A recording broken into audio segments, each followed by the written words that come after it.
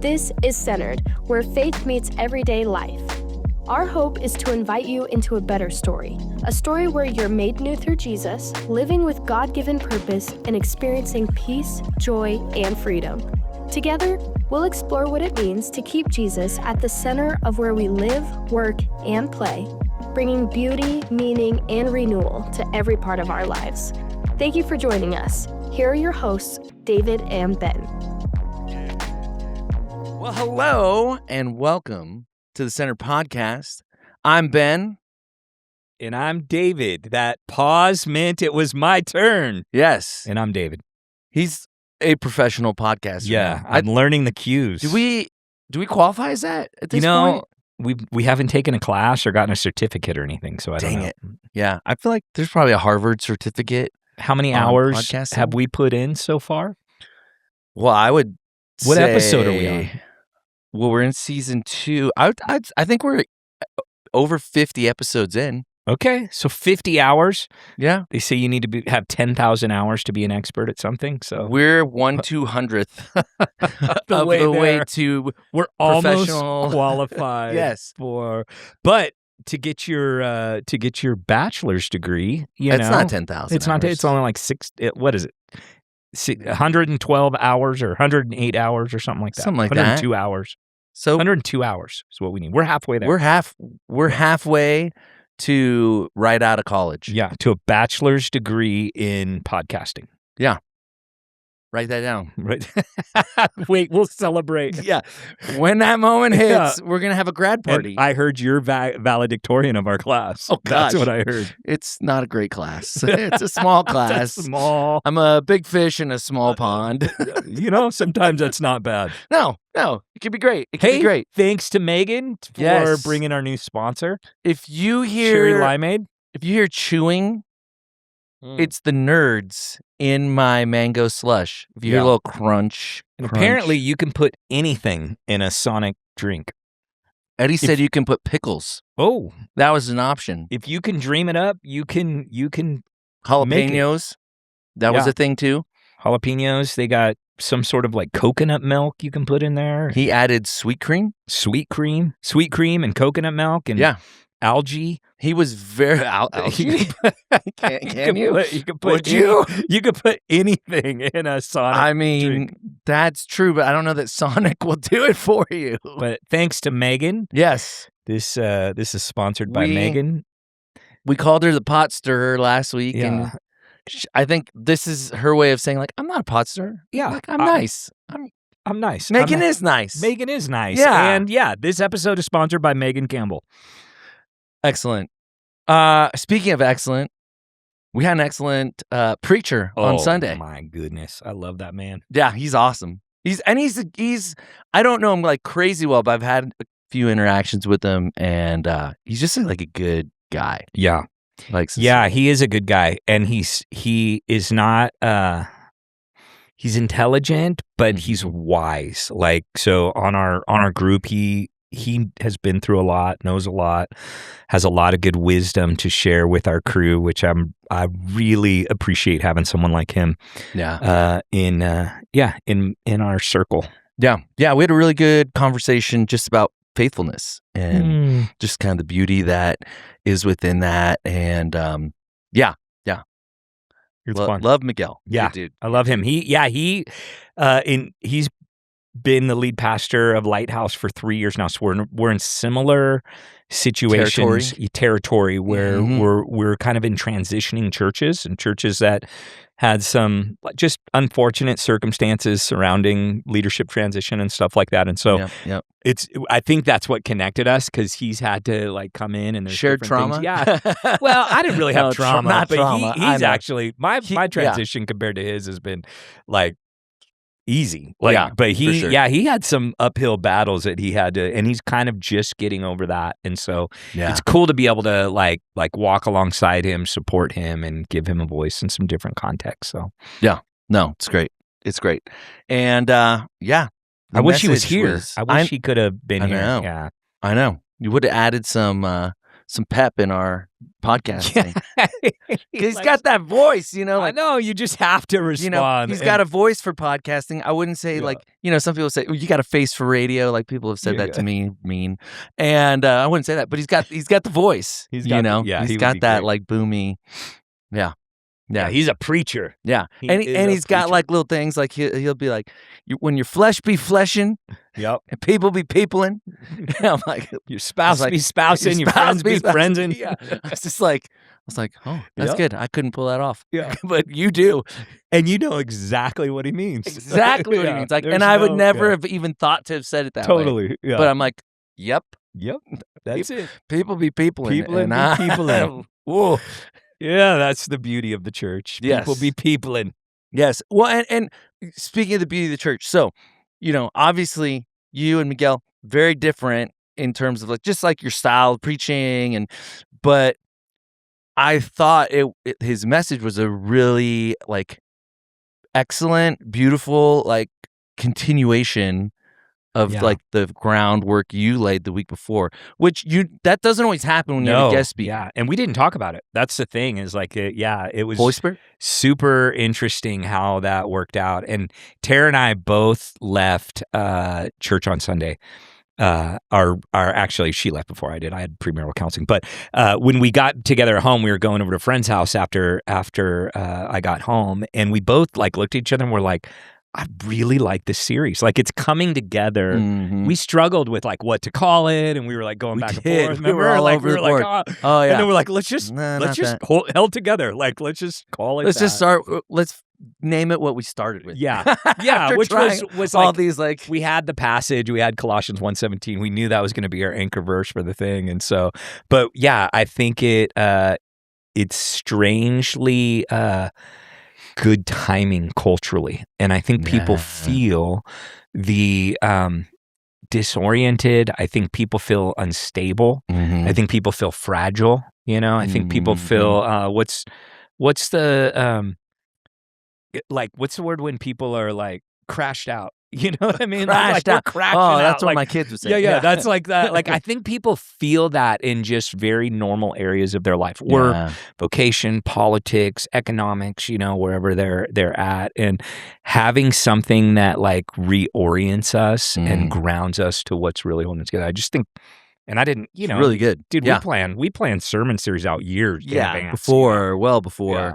Well, and I thought what was really cool is, so you know, there's a lot of the held together imagery, and we'll talk more about that, I'm sure, about like, you know, what are you holding your life together with, and where is Jesus holding it together, and where do you need to give it to him, all those types of things. But what I actually took in a just like strange way, like I just kind of observed this, I was like, Jesus is holding together the church, you know, and like different preacher from a different church, same message, message, you know, and then you shared a little bit in the pre-service for the volunteers about like music and how that brings people together and worship, and I was just like, man, there are people all throughout the world singing the same songs in different languages,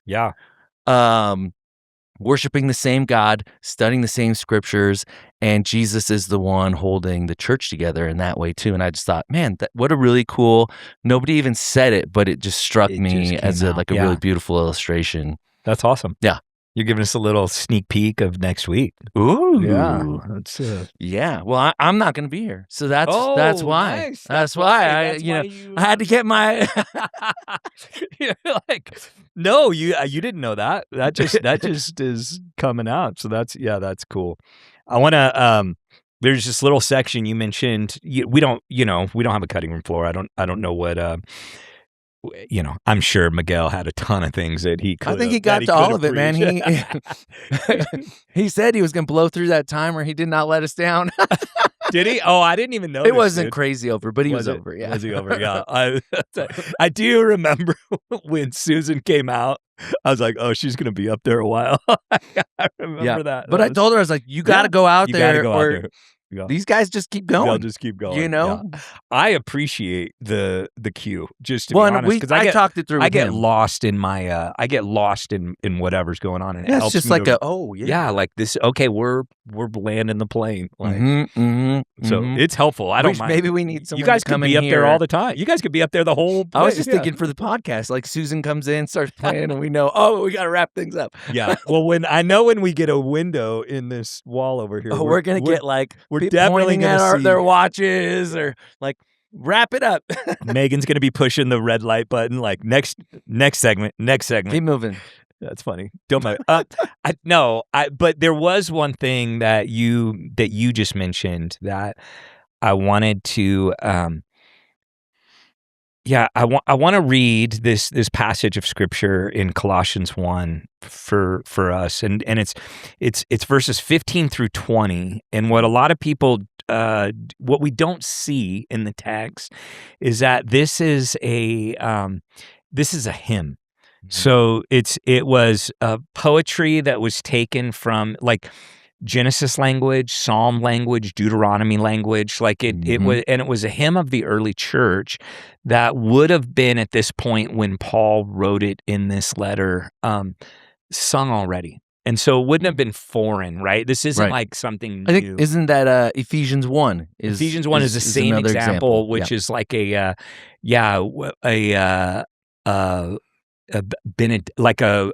a benediction, but it was like a what's the word I'm calling? A call to worship. That's what that whole. So it would have been a part of the liturgy of the church that was there, that is being brought in, and I think it's really beautiful. And there's these correlations, these patterns of three that work out, which is very unique in Hebrew, like scripture and writing. Obviously, numerology is really big in that language and all of that. And so all of it had meaning that's there, but Paul has two things going on. One is the absolute transcendent supremacy of Christ. Holding in tension his immanence and his presence. And I think that this song creates that tension. Like God is bigger than you can ever even imagine, but closer than you could ever want or desire. And there's something really beautiful about it. And so this is when you read it and think about, this is the not the words, because it would have been in Greek at that time, but like this is. I would have rhymed better. Yeah, it probably rhyme and so we don't see all that. But think about this: the idea of this song. The Son is the image of the invisible God, the firstborn over all creation, which he's talking about the authority of Jesus, and the firstborn was an authority or a right to the Father's kingdom, everything that he had. A bigger deal in their culture, totally, way bigger deal than in their culture. And in him all things were created. So it brings them back to Genesis 1. Things in heaven and on earth, visible and invisible, whether thrones or powers or rulers or authority, all things have been created through him and for him. So it means that Jesus is not just above the highest power, but he has always been. So there's nothing has ever existed before his time. He is before all things, and in him all things hold together. And he is the head of the body, the church. He's the beginning and the firstborn from among the dead, so that in everything he might have supremacy. For God was pleased to have all his fullness dwell in him, and through him to reconcile himself all things, whether things on earth or things in heaven, by making peace through his blood shed on the cross. And so the poetry, which Paul didn't write, this isn't original to Paul. I don't know who wrote it, but the poetry does two things. It shows Jesus as above and before all things. And this God came down, took on flesh, and hung on a cross for our sins. Crazy. is like, and that is the gospel. Like, that is what Mhm. we are believing and what we're declaring and what we're Mhm. saying to be true, that these two things are true simultaneously, that God is, and Miguel did a wonderful job of pulling this doctrine out, Mhm. that God is 100% God, that Mhm. Jesus is 100% God and 100% human. And it's the transcendence and the immanence, the presence that is profound and paradoxical, Right. even. Well, yeah, and because, you imagine like a king. Dude, the son to the king he inherits the throne. Yep. He has all the rights and privileges of royalty, and the king never sends his son out as the sacrificial lamb Right. for the kingdom. Like, that just never happens. Yeah. No, the king's always at the back, protected. Up on the hill, Right. watching down in the valley, Right. what's going on in the valley. If they're even remotely close to Even the close battle. to the battle, yeah. And yet God the Father, in his love for us, he gives his son. Yeah. And it's like,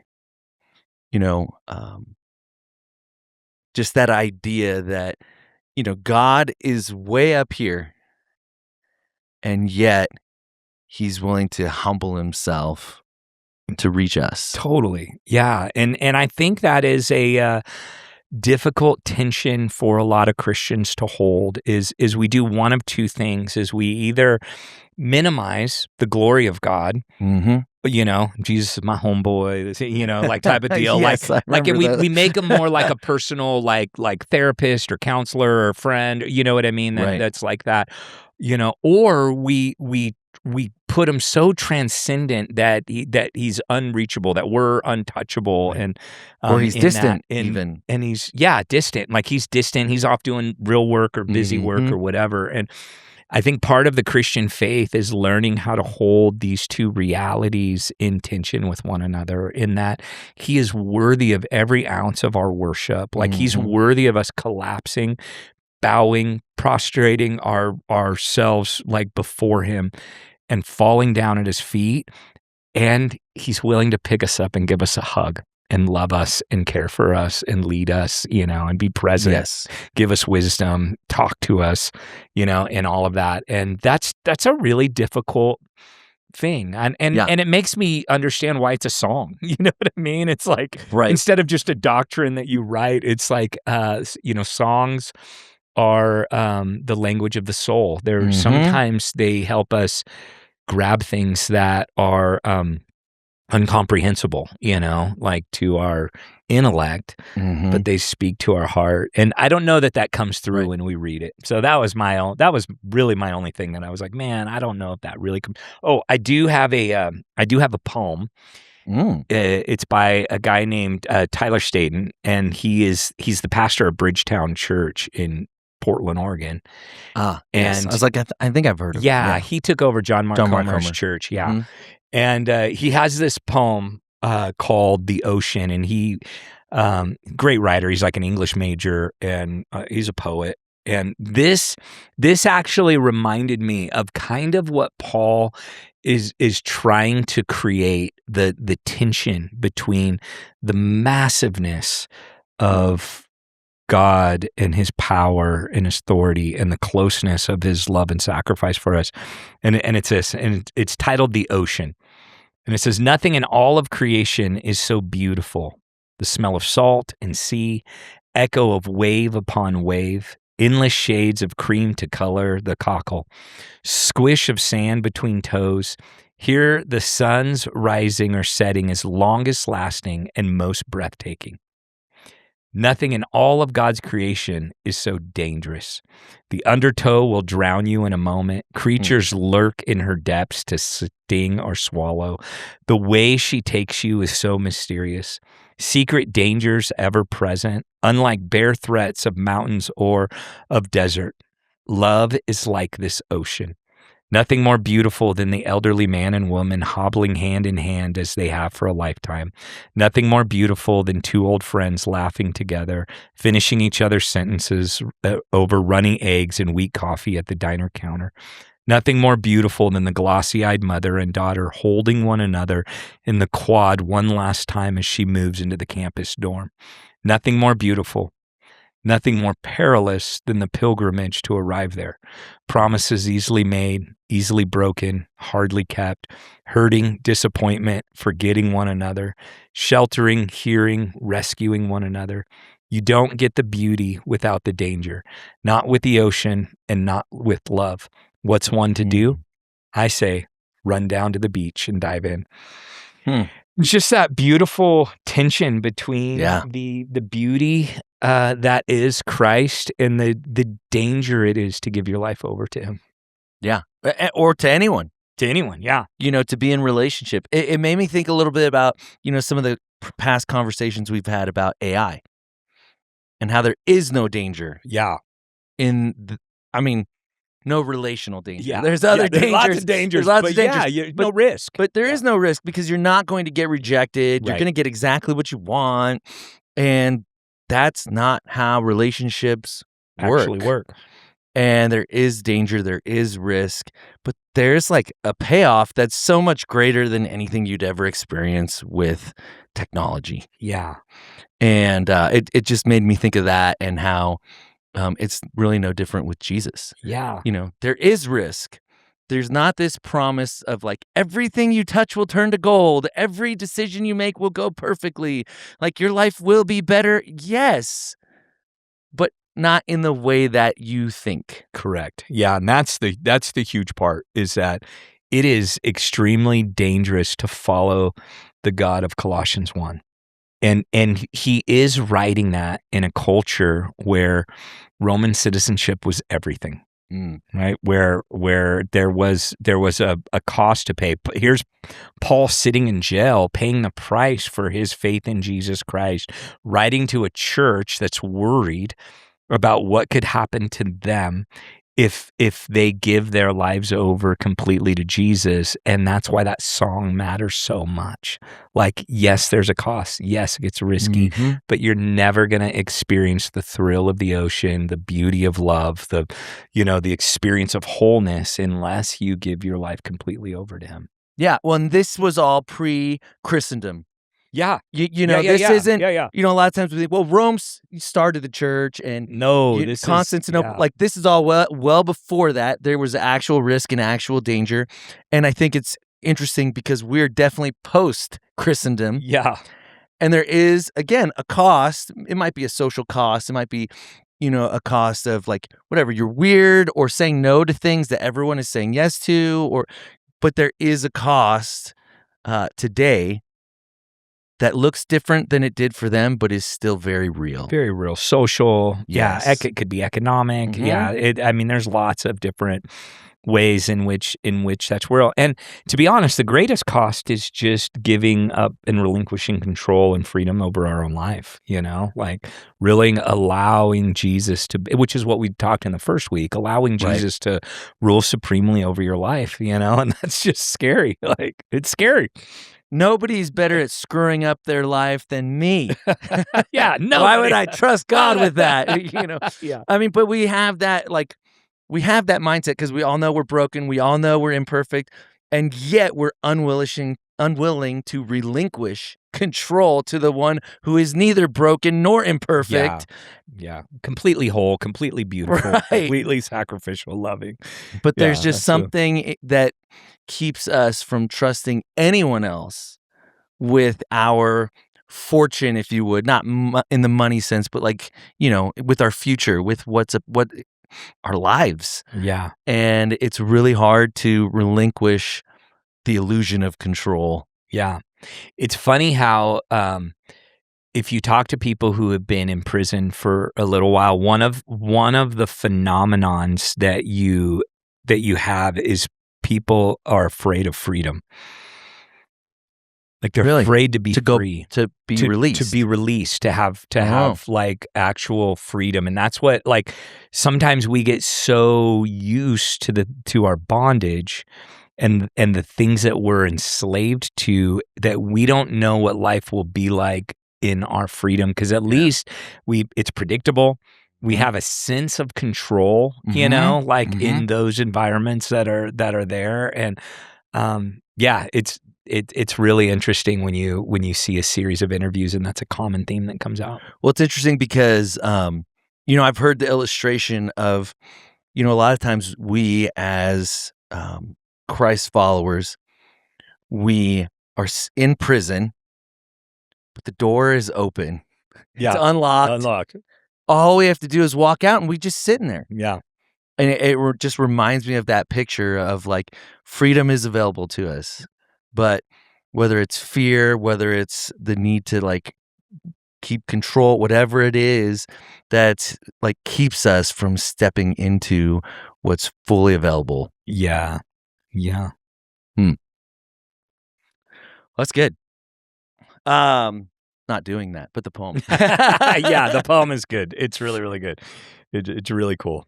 And what's funny is we sung a new song this week that is similar. When I was reading the lyrics, and I was like, oh, it's getting at the heart of what this hymn is trying to say, in that all the elements are there, and the gospel message carries through all that. Well, and it was funny because when I picked that song, I was like, oh man, that's going to be a hard song to sing. And sometimes I just like, you go like, is it worth it? Is it not worth it? Whatever. And but I was listening to the words. I was like, it's like too perfect. I have to. Yeah. Yes. And so, very much like that tension is real, and it's relatable to us today. Yeah. It's good. All right. I thought we should have some fun. Just for funsies. As usual, just for funsies. Now, Miguel, I thought maybe the line of the sermon was he's talking about his wife, like if something was chasing. Yeah, Tara and I talked about and that. And he says, "I'll see you in glory." And he's like, I know where you're going. Yeah, like you're safe. I don't need to protect you. Like, And I just thought it was so funny. And so I thought, okay, we should explore this a little. Oh, okay. Danger. And see, you actually talked to Tara about this. I haven't talked to Lauren. We've already talked so about we'll just see where this goes. We laughed about it this morning. Like I was thinking, okay, so zombie apocalypse. Yep. Are you protecting Tara, or are you going to meet her in eternity? Okay, this is going to sound weird, but there's a side of me that would love to like just full blown like take out zombies. Like the baseball bat with Woody Harrelson, with the nails through it, like the whole. Like I have this character. Like this is not my personality, but it's like isn't your nickname Mom Stock? Yeah, exactly. You want to go kill like zombies. It is so opposite of my personality. But there's this little thing inside of me that's like, that could come out like primal David, like okay. in the thing. So I don't know if it would necessarily be for protecting my family, but it just for funsies. It definitely would be just for funsies, like a video game, Like I don't know why I'm picturing you with like some doctored tennis racket, just like just forearm, backhand. Put on my John McEnroe headband, like just my short shorts and my pulled up socks, and just have this like zombie apocalyptic like 15 love like field day. Yeah, exactly. Okay, that's well. So you might protect your family, yes, but it would probably be more for the zombie more apocalypse. For fun. That's interesting. I have a real tension about this. Okay. Because it has been explicitly said to me that I'm not allowed to die first. You're not allowed to die first? Yeah, like just in our marriage. Oh, gotcha. Lauren's like, you got to outlive me, because she would be devastated, and why wouldn't she? Of course, like. But and I'm like, well, I don't want to outlive you either. Have control of that sounds terrible.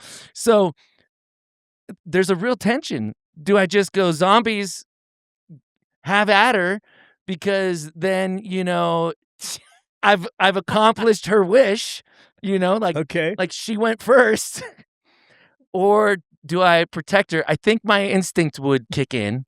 I'd like to think and protect. Yeah.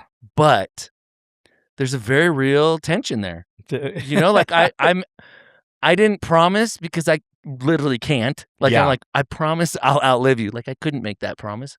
But it's rolling around in the back of my head there. I don't have the survival instincts of like a nuclear holocaust or something like that. Like I wouldn't want to live in a post-apocalyptic world. No. Like I would be totally okay with just dying in a something like that. You know what I mean? Like a devastated thing. If the zombies but the zombie thing, that entices me to. I'd have purpose. But if the zombies get you, do you actually die, or are you undead? I'm whatever undead, that and means. I become a zombie, and then So I would then get you my wife. Feast on yeah, I'd feast on Tara. It's all a thing.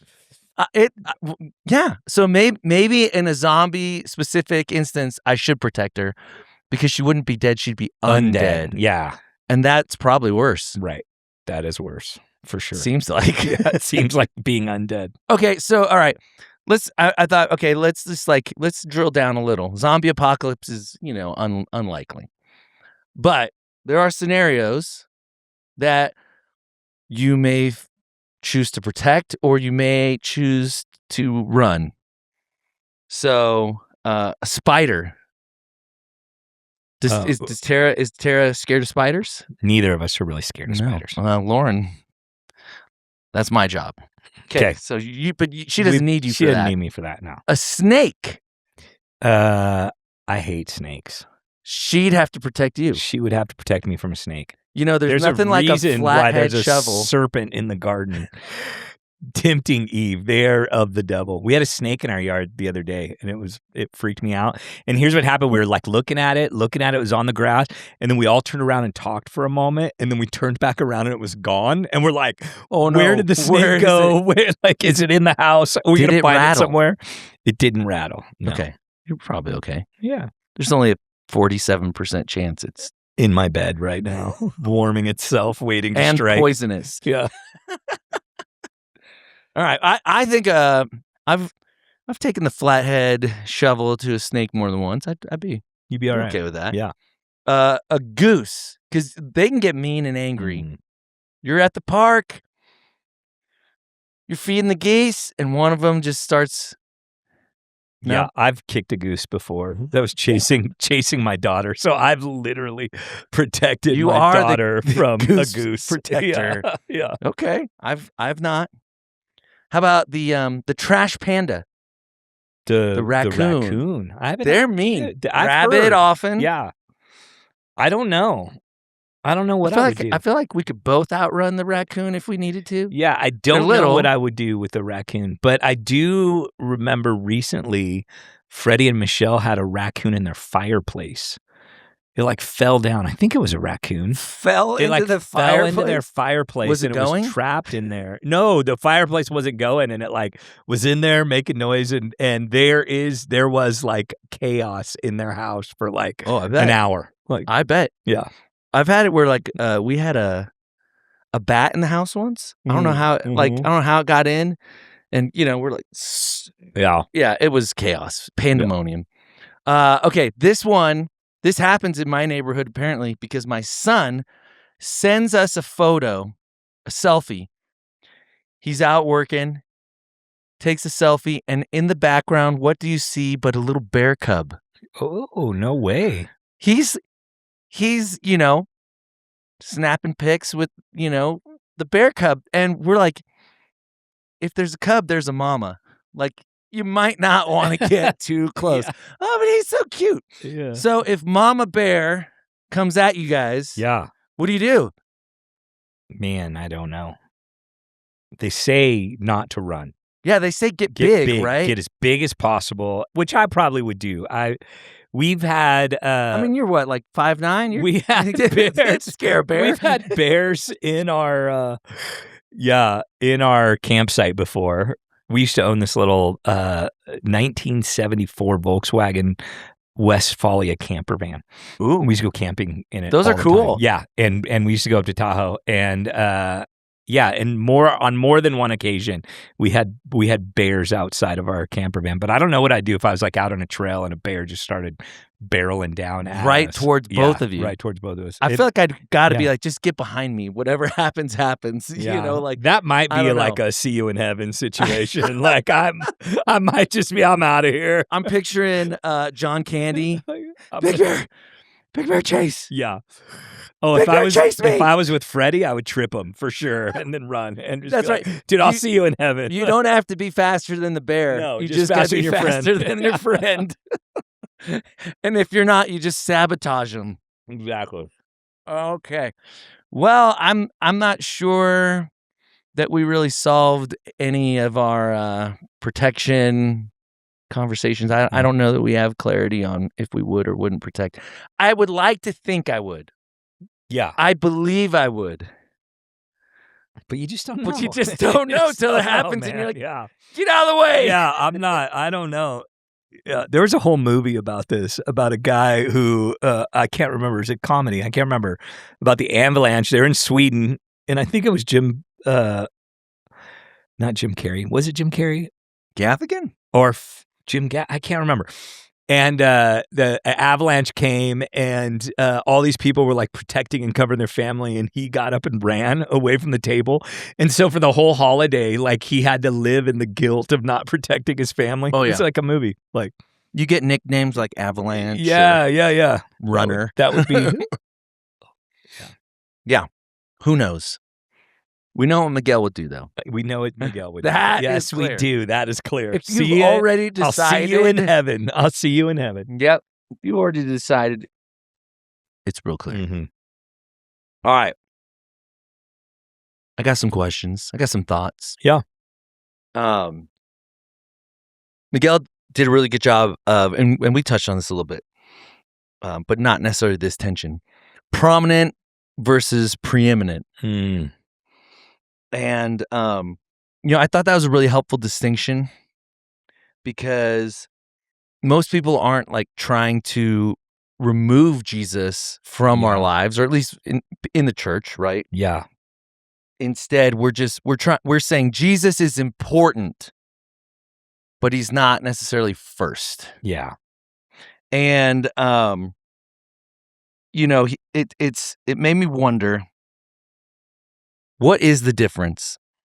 Like, just practically speaking, of preeminent and prominent, and how do we recognize, because I think this can be sneaky, where things move into that preeminent place. Like, how do we recognize that happening? Yeah, that's probably the biggest question, because it will happen. There's things competing for our affections and our attention. And I think, I think the only way that Jesus can be preeminent is if we allow Jesus to write our story instead of us trying to write Jesus into our story, and main character versus supporting actress. Yeah, exactly. Like, and oftentimes author, allowing him to be the author of our story. And we want to write him in, we want to write him into scenarios and situations, and then we want to leave him out of the scenes that we don't want him touching or messing with. And it can be stuff as I like to delete scenes. Yeah, and it could be happen. Stuff as big as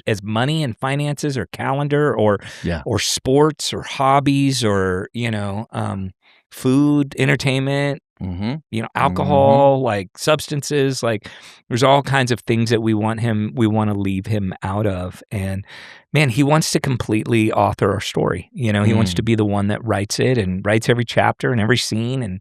And so it's easy to operate that way. And the way that you recognize it the most is just a simple question, like what are the things that if got taken away from you right now would drive you to despair? What's the thing if God touched and took away from you? This is the whole story of Job, and whether Job was a real character or that's just wisdom literature. It's interesting. I found out that Job's not in any genealogy in all throughout the scriptures. Any of the Genesis genealogy, the New Testament genealogies, the Numbers genealogies, not any, but all three of his friends are. They're all like legitimate like characters, like in that is interesting. Isn't that interesting? Yeah, because it seems implicit then that he's probably a real person. Yeah. You know, like, because. But he was such a prominent character, you know? Right. He had so much and so much. It's just, anyway. That is fascinating. Yeah, that was a fascinating thing. That was a geek out side trail. Sorry. Nerd alert. Nerd alert. Yeah. But I think that's, if you take the wisdom from Job, that's like at the essence of the story. Like what if God, if that you have going on in your life that God took away from you would cause you to dive into despair, stop worshiping God, stop, you know what I mean? Like stop orienting, stop, like those are the things, not that it's not painful or you have to act like it doesn't hurt, but it would disrupt your relationship with God. And those are some things that might be allusions to what the Bible calls idolatry, right? Yeah. We've made an idol out of something that if we lost it tomorrow, we would be devastated. And I think if we're truly honest with ourselves, we all have things. Yeah. Like, I'm like, I'm thinking of things, and they're not bad things. Like, right. My wife, like, we're just talking about it. Like, I don't want to go first. You don't want to go first. Like, because that would lead to despair. That would be crushing. Yeah. There's beauty in that. But there's also like, and that one's maybe a little harder to delineate, right? Like, is God preeminent or is my spouse and I think the answer is like, depends. Yeah. On the day, the hour, on what I said that was dumb and she's mad at me or, whatever the thing is. But like, we invoke the preeminence of Christ when we're in trouble. Right. I'm just trying to Jesus help her loves faith. Me. Yeah. But we all have things, I guess is the point. And I think it's so interesting in that story. It's like, God's like, look at Job, look at my guy. He does everything. He worships, he's right living, he's a righteous man. And Satan's basically like, yeah, because he's got it easy. Yeah. Take all his toys, and take all his family, take all his stuff. And that, I think any of us that experienced that would struggle immensely to keep Jesus as preeminent. Yeah. Because then you've lost everything.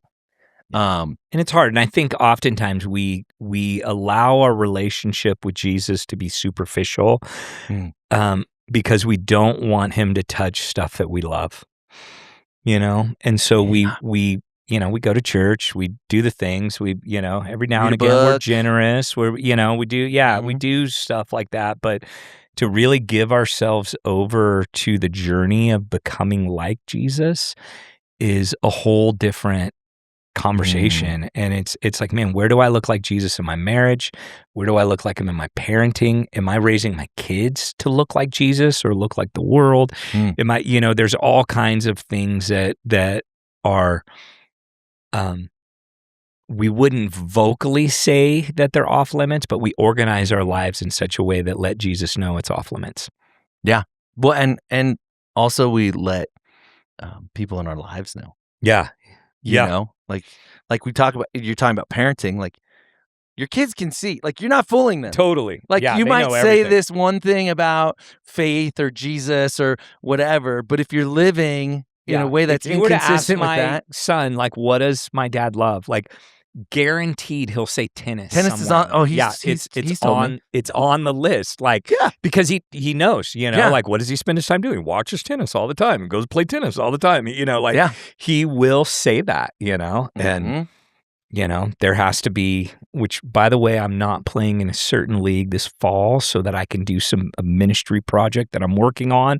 So he knows that, and he said the same thing. He was like, "Wow, you're doing You're going to that? sacrifice tennis for Jesus?" He did, So, but I made sure he knew. Like I made sure that he knew that because, I want him to grow up knowing that sometimes we have to lay down even good things that we love that are good for you for the sake of the gospel. Like, right. Absolutely. No, that's good. That's good. Okay. Miguel, he was talking about like sometimes we're dismissive about things in our life and we'll say God doesn't care about that. And what he said was when we do that, we're revealing a low view of God. Mm. And it made me wonder too, like maybe there's an extra layer to that as well. Because I think there's also this layer of questioning our own worth. Mm. And so what I'm curious about, what do you think, how often is a reluctance to bring things to God rooted in a low view of him or in a view that our struggles don't matter enough to him because we're not that special or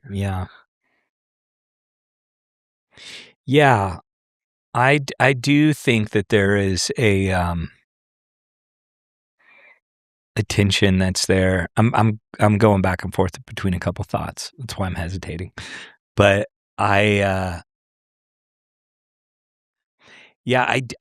and here's what I would say. When we say we have a low view of God, I think that means something. Like I think it means like we either don't believe that God is able, like he's limited in some way to interact with us, whatever thing, or we don't think he's willing, meaning he's busy, he's got bigger stuff to do, like too important, and he doesn't think about the small things, or like there's things and we think in terms of big and small. But God exists outside of all creation, all time, all all structures of measurement. Like God exists outside of those things. He's not bound by limited. He's totally. And so like he doesn't view situations and things as one bigger than the other or more important than the other. That's just not how God. Those are structures that we've put into place because I think of brokenness because of sin. Like if there wasn't sin in the world, like we wouldn't prioritize, or we wouldn't have an order of importance. We wouldn't have, right? Because things maybe would we work. wouldn't need one. We wouldn't need one. They would just work. Like it's like we don't need the law. Like those are things that we would just live into those realities. And so I think when we have a small view of God, what we're doing is we're actually making God just a little bit bigger than us. So it's like whatever we can imagine, whatever we can think, however we view a situation. Yeah. Or like, I'm not. Or this is just all I know. You know what I mean? And so we limit God to just a little bit bigger than our own imagination or our own behavior. And that's what I think happens with, so we project. And the scripture does this all the time. The scripture projects humanness on God. So it'll describe something in this, like it'll personify God in a certain way to try to communicate something that's impossible for us to communicate. Because God is so much bigger and so much more outside of our ability to even comprehend. And that's what I think we do in those situations. So whether it's like think of ourselves less or think he's busy or far off, I just think we try to rely on our own ability to understand God, and we can't. We have to let him become bigger than our intellect, our imagination, our knowledge, whatever that is. No, that's good. Because I mean, as I was thinking, I was like, I think it's like both. And I think that's kind of a little bit of what you're saying. Like, if we have a small view of ourselves, one, it limits our view of God, but it also, like, in a way, I'm like, if we're created in God's image, like, and we have a low view of self, how could we have a high view of God? Like, I'm created in his image, and I'm like way down, like I suck, or I can't do X, Y, or Z. And there's truth in those things. Yeah. But like, man, it does make the ceiling for God seem lower. Yeah. And so yeah, I just thought it was And that's part of what humility is. We say all the time, it's not thinking of yourself less. It's not thinking less opposite, of yeah. yourself.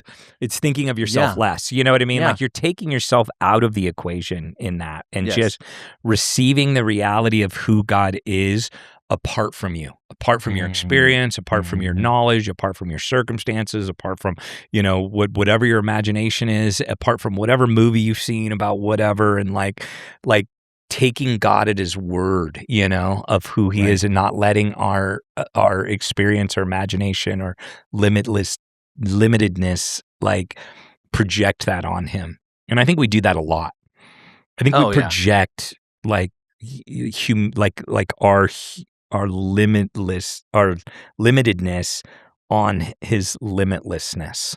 Absolutely. And it's I think you'll agree with this. I think it's why we come up with like systematic theologies. Yeah. Because we're trying to, in our limited understanding, I capture this? Can I put God in a box that we can grasp? Yes. And but God doesn't have the limits that we have, and there's these tensions of whatever free will and agency, and the scriptures never and God's do that. Sovereignty. Yeah, we make the scriptures, and that's why I brought up that, and I'm glad you brought this up, because that's exactly why I brought up the hymn. Yeah, like we take that passage, and this is what I wanted to say in original. I forgot. I forgot to say it. We take that passage and we try to make it doctrine.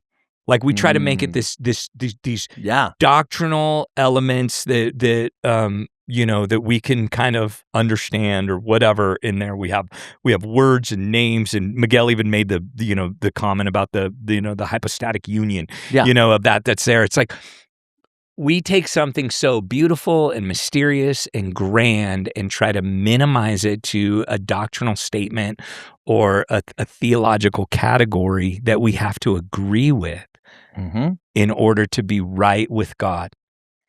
And that's just not the way the scripture's laid out. Because I think we love the concreteness of it, and we are uncomfortable with the mystery. Yeah. And the mystery, I think, is what makes God really beautiful. Totally.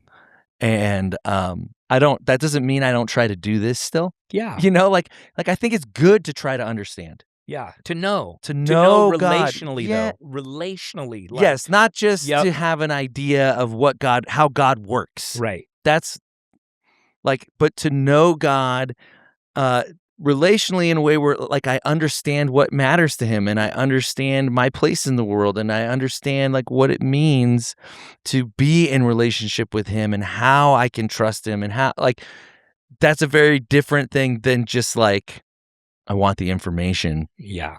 So I can and I think in that essence, and this is what AI represents and why it's so dangerous, is because AI is the largest language model.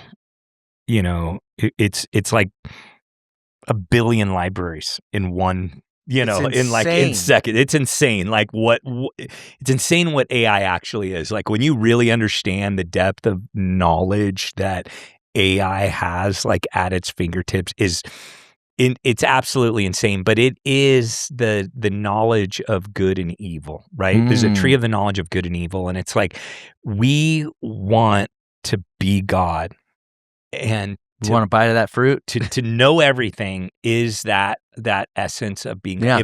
If I know everything, then I'm in control, including my faith.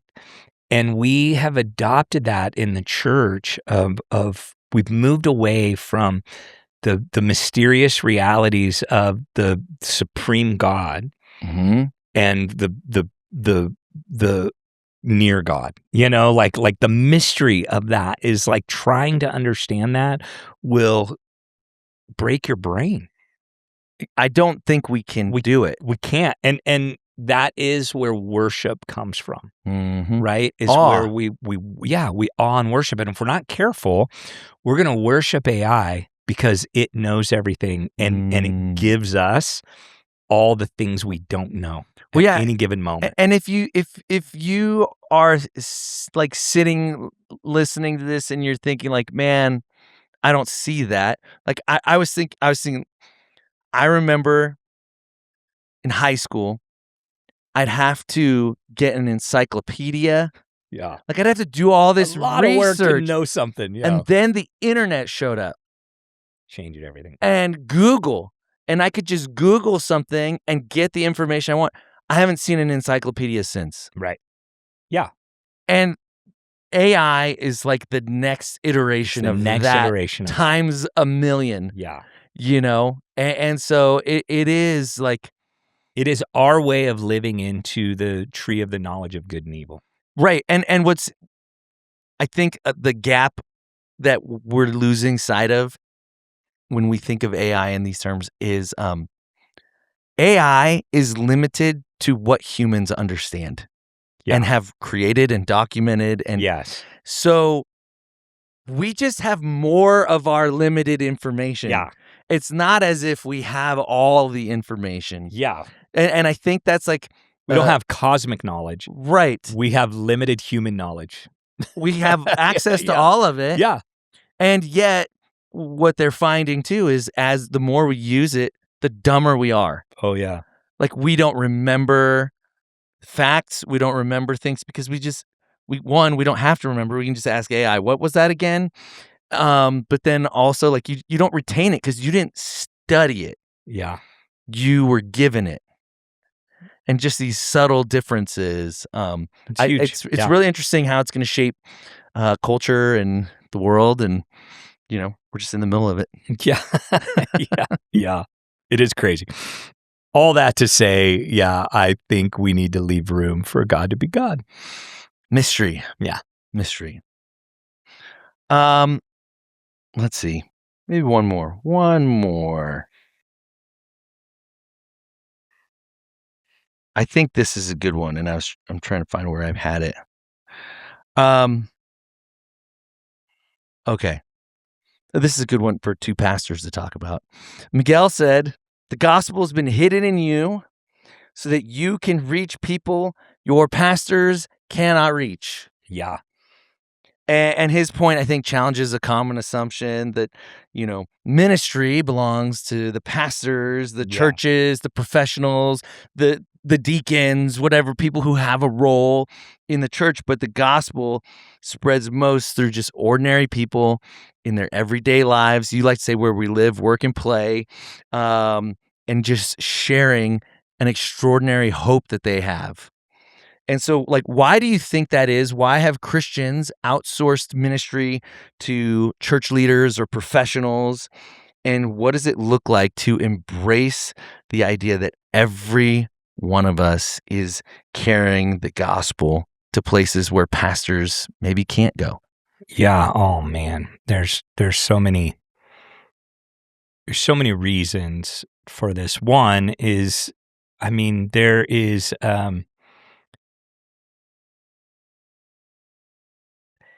we have so many like resources for communicating the gospel.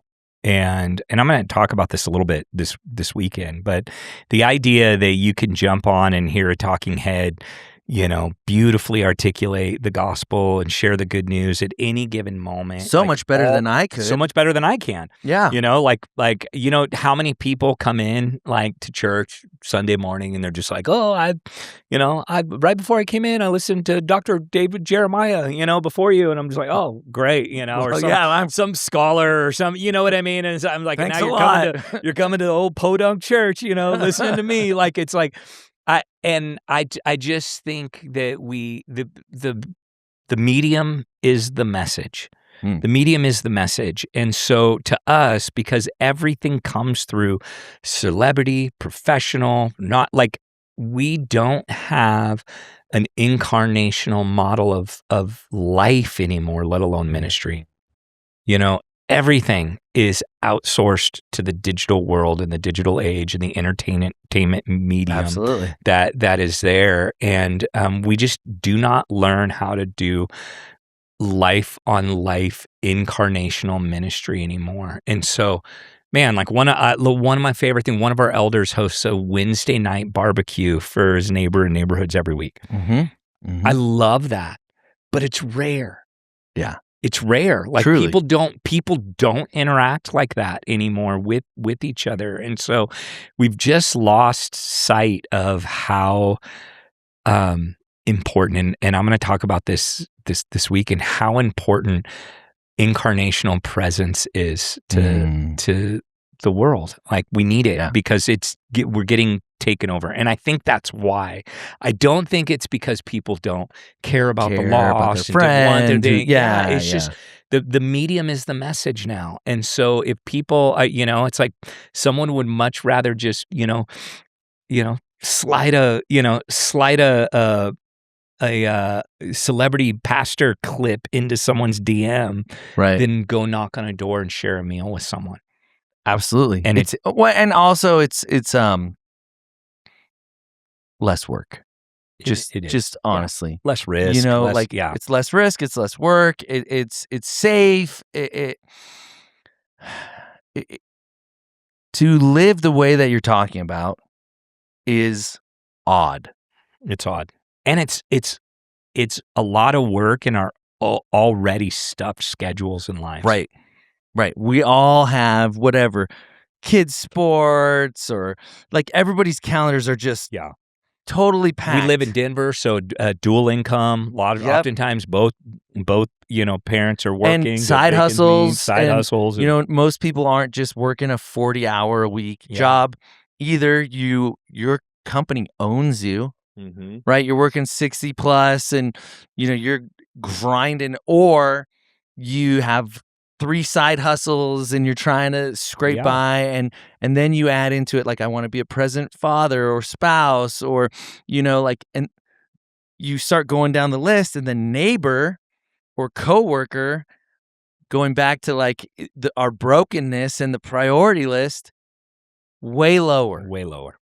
Yeah, and it's even hard though to create space. That priority is high on the Jesus scale.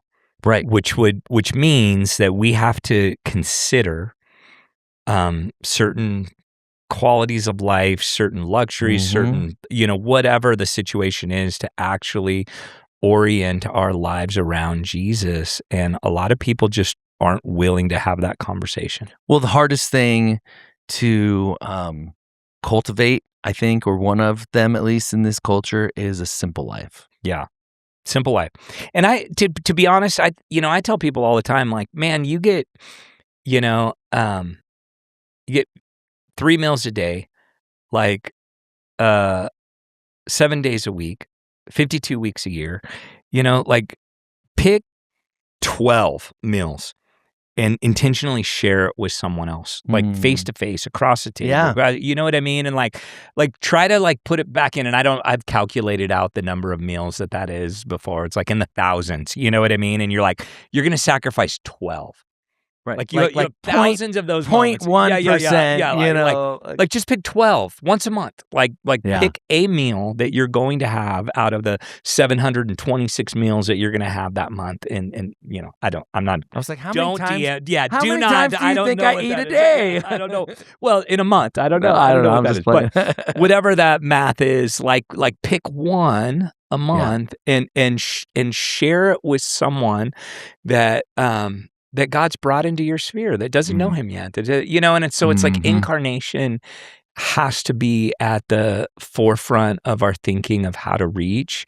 And I think we're being discipled by our culture, and we've forgotten how to do that.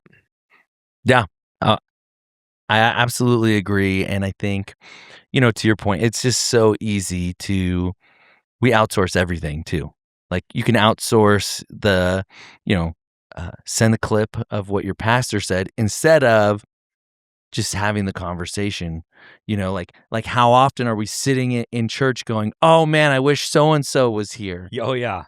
And it's like, well, one, maybe that was for you, but two, like maybe you can bring that to them. That, and you don't need a reel. Yeah. You don't need a reel. Like, hey, you don't need. Yeah, my pastor said this, or like, man, this came up in church and I thought of you. And just the fact that you thought of them is way more meaningful than just like, check this out. Yeah. And change happens over long periods of time, Real change happens over long periods of time. And so there's something about overnight prime delivery. There's something about sitting with your church, listening to your pastors, being a part of whatever the Lord's doing in your local community in that place. There's something really beautiful of that, but we're inundated with what everybody we're connected to everything everywhere all at once, and it Sounds has like a movie. nothing to do with us. Yeah. We're voyeurs. Absolutely. Listening to someone else's message, someone else's word from the Lord, someone else's whatever, and we have this voyeuristic reality that we're living in, and it's not what God is doing here in this community, and it's just so important. And I don't care if it's Mosaic, but go be somewhere. Wherever it is. Go be somewhere and have a neighbor, listen to them, hear what's going on in their lives, and over time, begin to share the hope of the gospel with them. It's good. It's good. I think it's time for a little cultural moment, a little cultural conversation. Let him cook. It's time for David's low-key obsession. I don't even know what you got cooked up. Yeah, listen, how much time do we got? Oh, man. We got as much time as we want. But dude, here's it's our podcast. So I went and saw Disclosure Day. I don't even know what that is. So, okay. It's a new Steven Spielberg movie that's all about this. The idea is that the government is suppressing knowledge of UFOs and aliens. No. And and it's coming. Okay, we did have a kind of a conversation. We were talking about Are Aliens Real on Wednesday. So did you see this movie before or after? I saw it on Saturday. After. Okay. Yes, yes. You've got new information. Got new information on the and it has been coming up more and more, and it seems like every so often there's a cycle or resurgence of this alien conversation and UFO conversation. And what's happening now is science is getting better, and the possibility. So before it was a conversation of interstellar travel. Right? Going long distances and finding life that's out there. Now there's this new idea of interdimensional travel, and it's opening up this whole new realm. And there's a show called Skinwalker Ranch that's on TV that's becoming a phenomenon for people right now. But my point is I do think that the world longs for a transcendent experience. They want something to be I than them. And yes. I don't know what that is. You know what I mean? And I just seems hardwired. Yeah, it's hardwired in. I mean, my guess is God.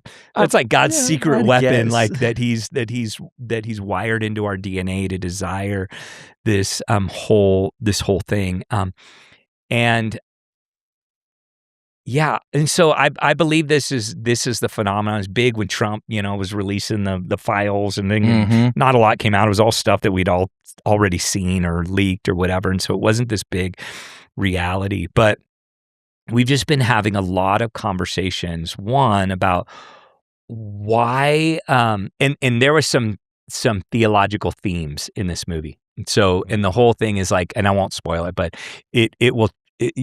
Spielberg's take is that it will challenge some of your belief systems, about God. Because there was this. Is it a documentary? No. It's just a movie. It's just a movie. Emily Blunt's in it. It's really good. It's good. It's a good movie. It's entertaining. All right. But there's this culture if aliens exist, what does that? Yeah, what does that mean? And some of these aliens had some Jesus-like characters and all of this, and so so we've been having these conversations of hey, I'm not sure about this whole idea about aliens. One is I think people want transcendence. Yes. I think they want something bigger than themselves, and I think we should pay attention as the church to that phenomenon that's going on. For sure. Two, if there was beings that were non-human, I would tend to believe that they are angels or demons.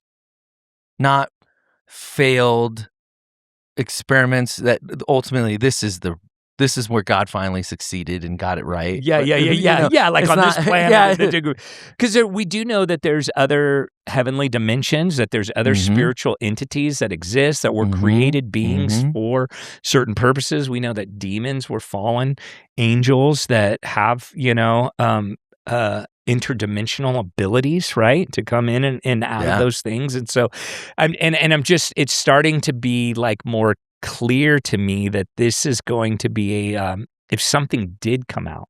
And listen, every culture has tried to explain anomalies or the supernatural, right? From like, fairies to, trolls to, you know what I mean? To things that they can't explain. And throughout history, we have these, and I think our things is aliens. And what we're trying to explain is the reality that there is more than what we can just see, touch, and feel. Well, you have instances in the scriptures where angels appear as men. Yeah. So it stands to reason that fallen angels could appear as beings, something other than what they are. Right.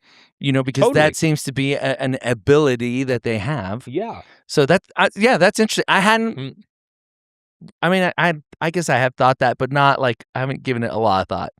Yeah. So that is an interesting take.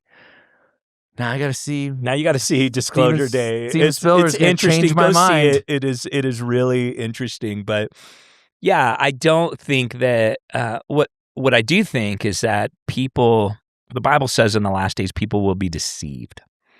Yes. And that a third of actual church will fall away.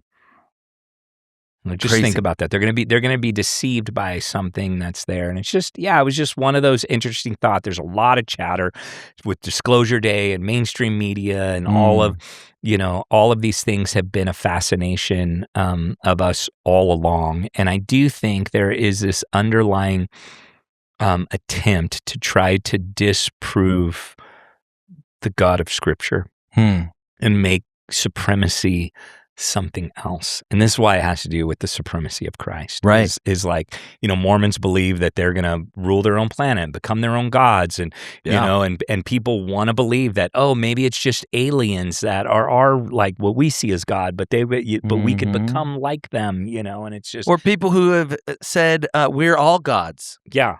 Yeah. And that's a viewpoint that's out there. Viewpoint that's out there. And I think this is one of those things that's trying to muddy or take away from the supremacy of Christ. That makes sense. I can go with that. All right. Time to. If Megan was in there, she'd be giving us. She'd be giving us the wrap up. Like, wrap it up. Land the plane. Or we can get Susan to come out and start, play the keys for us, so we know it's time to end. How do we do this? IRL. #IRL. And if you don't know what that means, you must be old. Oh, man. I don't even know. It's a big one. Yeah. I don't even know that we're in a IRL yet. I think there are, as always, don't try to do it alone. Like find someone to talk about your own priorities. I think the best question that Miguel gave to us as a congregation is the difference between prominent and preeminence. For real. Like that's like, to me, that was probably the prophetic word for our body. Is Jesus prominent in your life, or is he preeminent? And maybe the best thing that we can do is take time to reflect areas where he is just prominent and not preeminent, and there's a lot of them. Yeah. And like there's more than you think. Over. Yeah. Yeah. Like for all of us. For all of us. Yeah. There's more than I think. Yeah. There's so many areas where I'm like, I think I've got that locked down, until something happens that reveals I really don't. Yeah. And so, yeah, part of it is like, just being honest, like self-reflective, right? And just being able to ask, like, if something really upsets me, why? Yeah. Like, because what I've often found is when something really upsets me, it's usually has something to do with like my sense of control being lost, or something that I thought was mine but really isn't, or like those types of things where, man, it would be really nice to identify those things before I crash out. And they're not just like, I love that you talked about just your own emotions, and they're not even in negative stuff. Or they don't things have that to are be explicit sin. Maybe there's a wound that you're holding on to, and Jesus is prominent but not preeminent over that. Or maybe there is a fear or a mental health struggle, or maybe there's an ambition that you have in your life, and things like so. Yeah, it's like, and you've already said this, but it's like, yeah, it's good things too, and it's things that aren't directly related to our sin. Might be sins that have been committed against us. Absolutely. And so, I think that's important for people to wrestle with. Of what's the thing that Jesus is inviting you to allow him to be preeminent over? Absolutely. That's good. Well, what's next, man? It's not me. Not you. Not me. Next week is beauty of the church, man. The beauty. Yeah, we're going to talk about the beauty of the church. Like blemishes and all. Yeah, we're going to talk about the difference between me and y'all. Oh, okay. Little comparison. Well, more the way we read scripture oftentimes is you, and really we need to read it as you all. Now I get it. I thought you were going to tell us all you're better than us. Yeah. No, that's never going to happen here. Not on the podcast. He saves that for in the office. No, I'm kidding. He never does that either. Hey, thank you for joining us, for hanging with us. Man, if you find any of what we have to say helpful, whether it's aliens or preeminence, share it with a friend. Share it with a friend. Maybe even have a conversation with them. We call this the UFO episode. The UFO. Write that down, Megan. All right. Hey, thank you, and we'll catch you next week. See ya. Thanks for listening to Centered. Be sure to subscribe, leave a review, and share this episode with a friend. You can listen to Centered on your favorite podcast platform or watch on YouTube. To learn more about Mosaic or connect further, visit us online at welcometomosaic.com. See you next week.